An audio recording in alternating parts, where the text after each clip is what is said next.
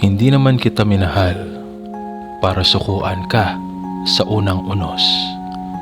Hindi naman kita pinili dahil madali kang mahalin.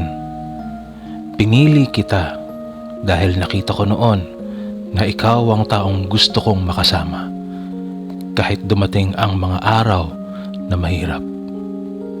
Kaya noong nagsimula kang magbago, nanatili ako. Noong naging malamig ang mga mensahe mo, inintindi kita.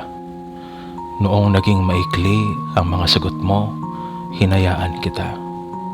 Noong pakiramdam ko'y ako na lamang ang naghahanap ng paraan para magkausap tayo, pinilit ko pa ring maniwala na pagod ka lang.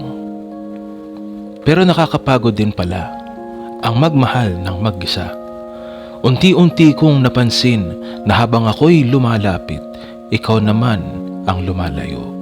Habang ako'y kumakapit, ikaw naman ang bumibitaw. Habang ako'y nagdarasal na maayos pa natin ito, tila ikaw na may tahimik nang nagpapaalam. Hindi sa salita, hindi sa galit, kundi sa kakulangan.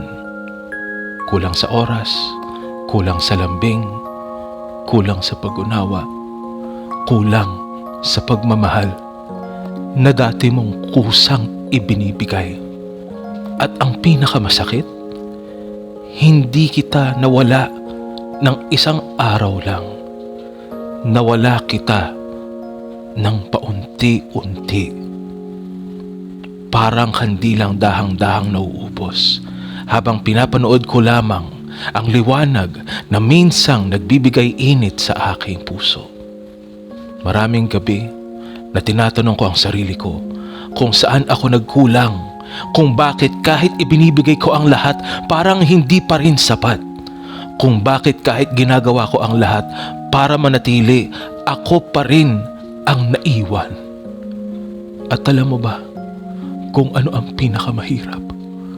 Ang mahalin ng isang taong buhay pa, nasa tabi mo pa, kausap mo pa, pero matagal nang wala ang puso sa relasyon.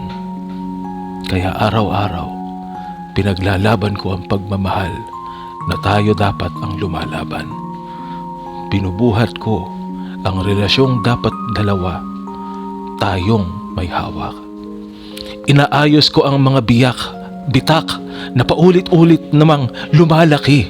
At habang ginagawa ko iyon, unti-unti ko rin nararamdaman ang sarili ko na napapagod.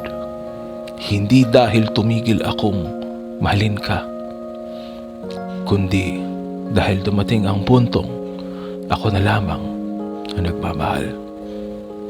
At may mga pagmamahal pala na hindi namamatay dahil nawala ang damdamin.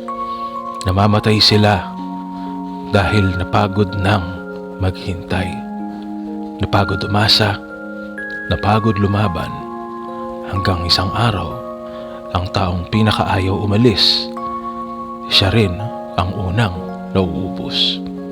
At ako yun, ang taong nananatili, ang taong lumaban, ang taong nagmahal, habang ikaw unti-unti nang nawawala kahit hindi ka naman talaga umalis.